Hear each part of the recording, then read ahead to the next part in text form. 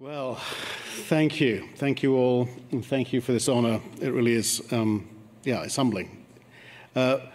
Firstly, though, I'd like to congratulate all of you on your degrees and achievements. It has taken considerable hard work for you to make it here today, and I hope you're enjoying this moment. Well, maybe not this moment so much, but I promise to make these comments brief so that you can get back to the real celebrations. I'd like to thank the President and the Academic Committee and the Board for this honor, and also to thank the San Francisco campus team for hosting us here today. This award is particularly meaningful to me because Hult Business School has made a long-term commitment to creative problem solving and design thinking as part of the curriculum, as President Lilly just explained. And this commitment perfectly matches the dream I had when I first started to promote and speak about the ideas of design thinking over 20 years ago. I was hoping to achieve two things. The first was to expand the remit of design so that it could influence many more aspects of business and society. You are taking these skills of creative problem solving, innovation, and entrepreneurship out into your careers as business leaders, and will, I'm sure, make use of them to tackle all kinds of challenges beyond the traditional remit of product development or marketing. Perhaps in strategy, you might use creativity and innovation to imagine bolder futures and bring them to life. In operations, you might solve problems that help the people in your organization be more effective and efficient. Or perhaps you will construct your own perspective on how your organization might adapt to the changing world of work. In sales, you might use your new skills to better understand customers and create stories that bring your product offerings to life. Perhaps you will reimagine your organization to be more adaptable and resilient towards the challenges of the future, or to better balance economic benefits with societal ones. If you take the time, you will spot many opportunities to ask new questions, seek new answers, rather than defaulting to solutions of the past. Secondly, I had always felt that design thinking was an approach that could be utilized by many more people than only those, like me, who had gone through traditional art and design education.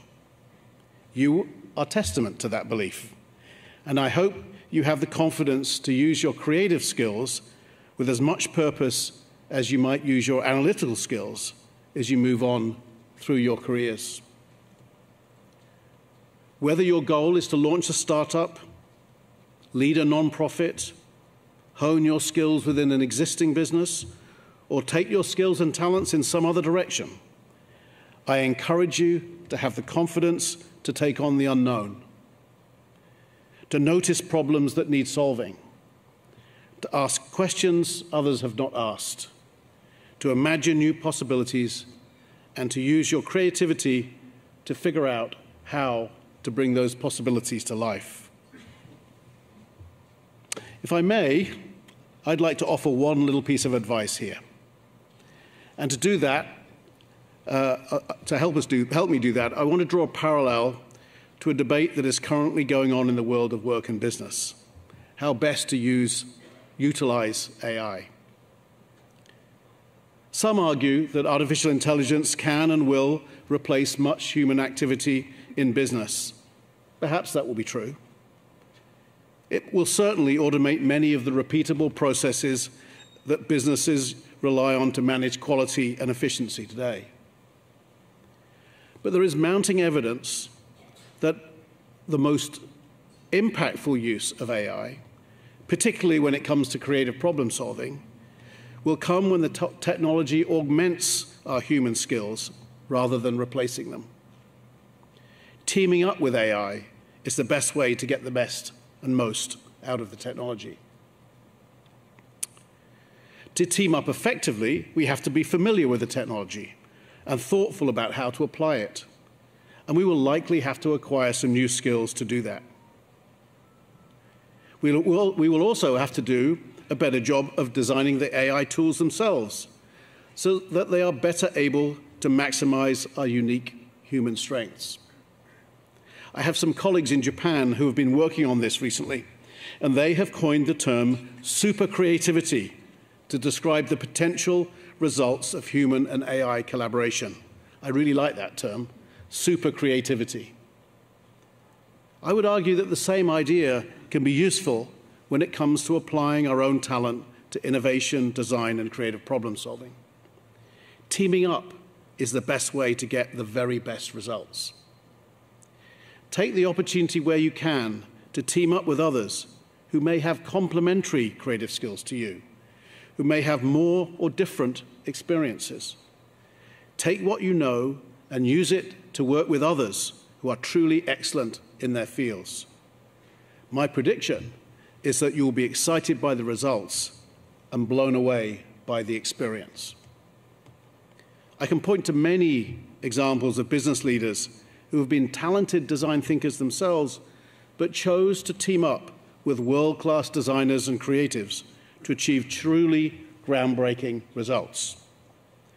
Steve Jobs, with Jay Chiat for the 1984 Mac advertising campaign, and with Johnny Ive for the iMac, iPod, iPhone, iPad, and Apple Watch, are perhaps the best known of these partnerships. Personally, I've had the great privilege of working with world-class creative business leaders like Jacqueline Novogratz at Acumen, Jim Hackett at Ford, A.G. Lafley at P&G, Stefan Bancel at Moderna, Carlos Rodriguez-Pastor at Intercorp. And by combining our imaginations, we have taken on exciting challenges that have provided many of the high points of my career. And I hope it will be the same for you, that you will find other imaginative people that you can join forces with to create results that go beyond the limits of your individual talent, that you will become your own versions of super creative. And I don't suggest this only because I believe it will lead you to a greater sense of fulfillment, but also because we really need you to take on some big and crucial challenges. You don't need me to tell you how poorly the generations that have gone before you have dealt with the rising challenges of climate change and income inequality. Together, these represent enormous risk for your generation and those that follow, and they will require super creativity to resolve. I hope you will each find some way to contribute to these challenges, and I would suggest a mindset that may help: long-term thinking. My observation is that as the apparent complexity of the world, our lives, and businesses have increased, so the time frame that we focus on has gotten shorter term. This is perhaps understandable. It's very hard to take on board all the complexity of the present and still project forward and imagine better futures for ourselves and for generations to come. But this is what we must do. There are choices to be made. We can remain obsessed by the present and everything going on around us right now and leave future generations to figure things out for themselves. Or you can begin to think more about what kinds of futures you would prefer to see come about, what kinds of futures you and your descendants might wish to thrive in. Forgive me for diving into a little history here to offer some examples of longer-term thinking that may be helpful. Back in the 15th century, Thomas More, Chief Minister to King Henry VIII, imagined and wrote about a place called Utopia, from which the term utopian derives, in which government would be democratic and economic opportunity would be available to all. More used the power of storytelling to to describe his ideas in a compelling way, and went on to influence many, including America's founding fathers and even some tech entrepreneurs of today. In the early 20th century, the author Jack London, another powerful storyteller, began learning about the possibilities of a more nature-based approach to agriculture. Instead of just writing about it, he created a model farm in Sonoma to act as a prototype for what became the beginnings of the organic farming movement. Jack London Ranch is just a few minutes from where I live, and I often go there to remind myself of the power of long-term thinking. In both these cases, great imaginations created futures that they believed would be preferable to the current state and influenced countless others through their work. And there are many more examples, including writers and filmmakers such as Arthur C. Clarke, Gene Roddenberry, and Douglas Adams. You also have the power to imagine these futures. You have the tools to guide organizations you lead towards those futures. You have the grit to create new companies and organizations that contribute to those futures. Please give yourselves permission to think longer term and imagine the futures you would prefer to see come about. I can think of nothing more exciting than you as a group of skilled analytical thinkers, skilled creative problem solvers, and passionate leaders being at the forefront of how business and society forges a path towards a future that is good for all. Thank you again, and good luck.